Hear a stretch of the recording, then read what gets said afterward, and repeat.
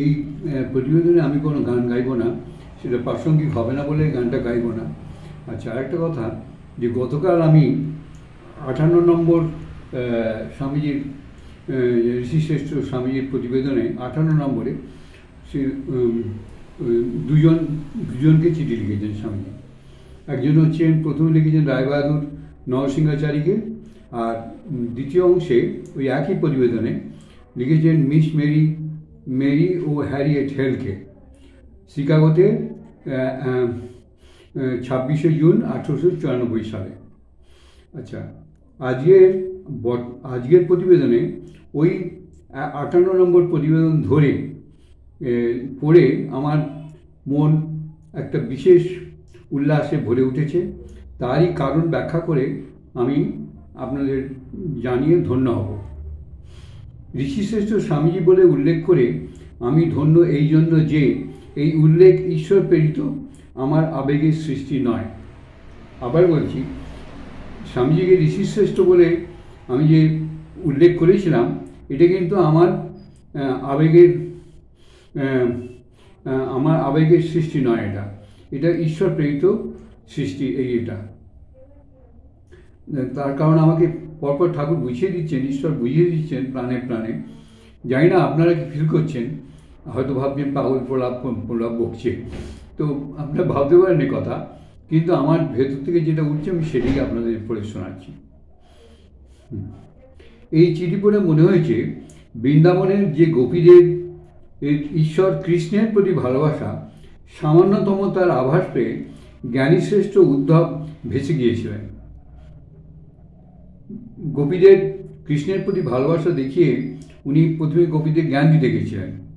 জ্ঞান দিতে গিয়ে উনি দেখলেন গোপীদের মানে যে অবস্থা, তাতে গোপীদের জ্ঞান কোনোরকম, তারা অনেক ওপরে, ঈশ্বরের ভালোবাসা এমন একটা অবস্থায় গেছে, ওদের এই জ্ঞানটা ওদের কাছে তুচ্ছ, উদ্ধবের দেওয়া জ্ঞান।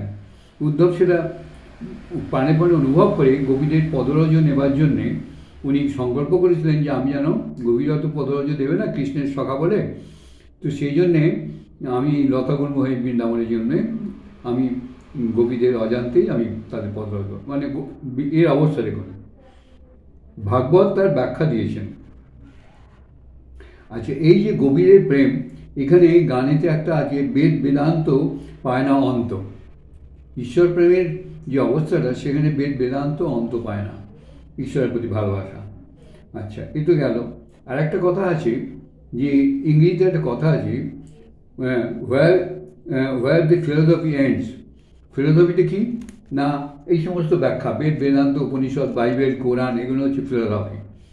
তো এইখানে বলছেন, একজন বলছেন মহাপুরুষ, তিনি বলছেন, আমি নামটা তার জানি না, ভুলে গেছি বা জানিও না, কখনো পড়েছি বলে আমার মনে পড়ে না, কিন্তু এইটা স্বামীজি এই কথাটা উচ্চারণ করেছেন।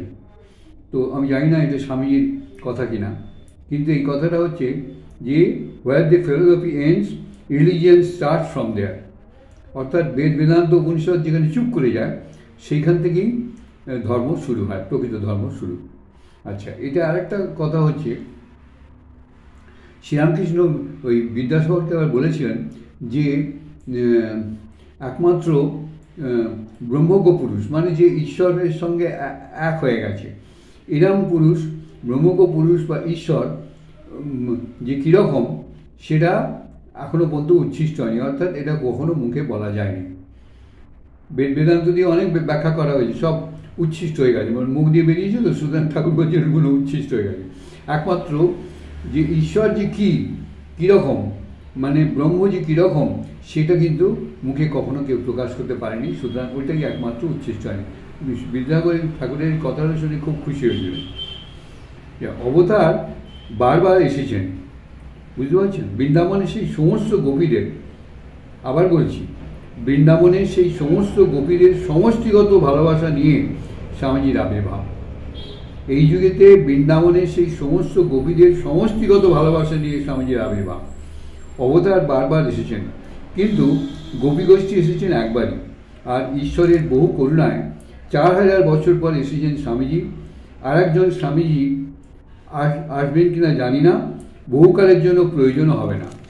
রোমানোলাই বলে দিয়েছেন যে আর 2000 বছর ধরে ভারতবাসী ধর্ম সম্বন্ধে যা ভাববে সেটা স্বামীজি অলরেডি বলে দিয়ে গেছেন। রোমানোর এই কথা বলেছেন।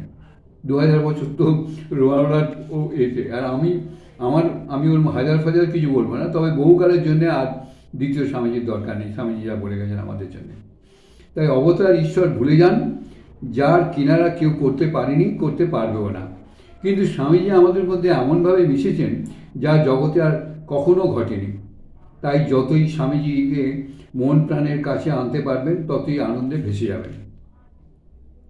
সেই আনন্দ এই দেহে নিতে পারবেন না, কিন্তু সেই আনন্দ এই দেহে নিতে পারবেন না, কিন্তু স্বামীজিকে যদি ধরে রাখতে পারেন, তবে সেই আনন্দই আপনার মন প্রাণকে পরিবর্তন করে ক্রমে শুধু দেবমানব নয়, শুধু দেবতা নয়, ঈশ্বরের কাছে পৌঁছে যাবেন।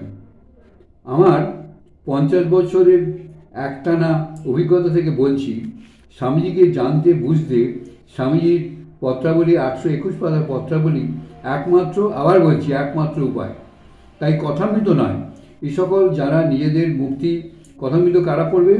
যারা নিজেদের মুক্তি চায় তাদের জন্য, জনকল্যাণের জন্য নয়, যা বর্তমান বিশ্বে সর্বাগ্রে প্রয়োজন, অর্থাৎ জনকল্যাণ। সমগ্র অসততা মুছে যাওয়ার পথেই তীব্র গতিতে এগিয়ে চলেছে। সমগ্র অসততা মুছে যাওয়ার পথেই তীব্র গতিতে এগিয়ে চলেছে। কীভাবে মুছবে আমি জানি না। আমার মাঝে মাঝে মনে হয় যে এই একটা পরমাণু যুদ্ধ খুব শিগগিরই হবে, জানি না কখন, 5 বছর পরে কি 10 বছর পরে। আমার তো মনে হয় না 10 বছর, 5 বছর মধ্যেই হবে হয়তো। হয়ে সারা পৃথিবীর যত শহর আছে সমস্ত শহর ধ্বংস হয়ে যাবে। এই শহরেই তো সব অসততা, অসৎ লোকেদের বাস। সেখানে বেলুড়মঠও ধ্বংস হয়, কারণ বেলুড়মঠও শহর ভিত্তিক, অনেক মঠ মন্দির সমস্ত ধ্বংস হয়ে যাবে। কিন্তু বেঁচে থাকবে তারাই যারা পাহাড় জঙ্গলেতে রয়েছে। এরকম রামকৃষ্ণ মিশনের প্রচুর সেন্টার জঙ্গলেতে, গভীর জঙ্গলের বাস্তারে ফাস্তারে এসব রয়েছে। তারা তখন ফিরে এসে আবার নতুন করে সমাজ গড়ে তুলবেন। এগুলো হচ্ছে আমার ধারণা, আমার মাথার মধ্যে এইসবগুলো আসে আর কি। সমগ্র অসুবিধা মুছে যাওয়ার পথে তীব্র গতিতে এগিয়ে চলেছে। এই গতি থামবার নয়। আর যাদের হৃদয় ঈশ্বরের কৃপায় সামান্য আলোকিত, তারাই এই আভাস পেয়ে আনন্দে নাচতে শুরু করেছেন। শুরুতে 50 বছর আগে, আমার ধর্মজীবনের শুরুতে 50 বছর আগে স্বামীর প্রসঙ্গ এলেই বুকের মধ্যে একটা অব্যক্ত কষ্ট শুরু হতো।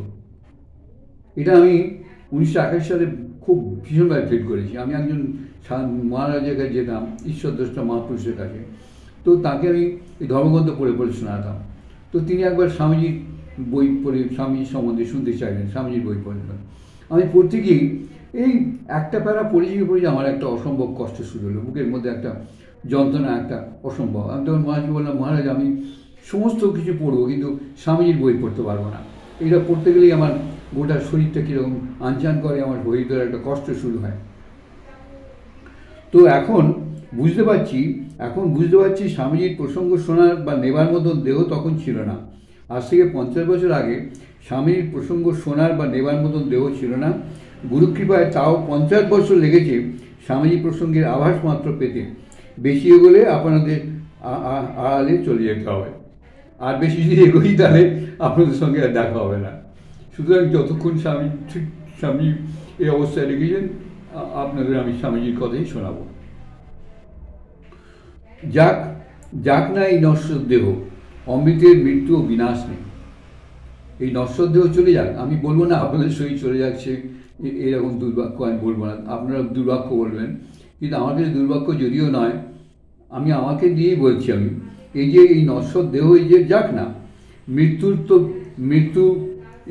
কিন্তু আমি তো অমৃতের পুত্র যে, তার কিন্তু মৃত্যু নেই, তার বিনাশ হয় না। অমৃতের পুত্রের বিনাশ হয় না।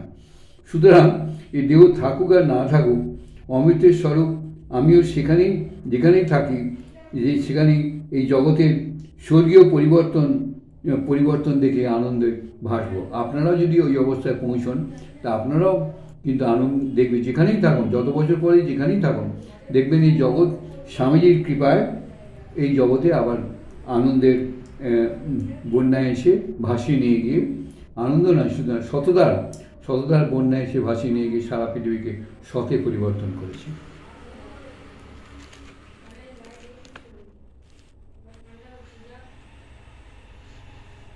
এবং এই জন্যেই আজকে স্বামীজির আবির্ভাব।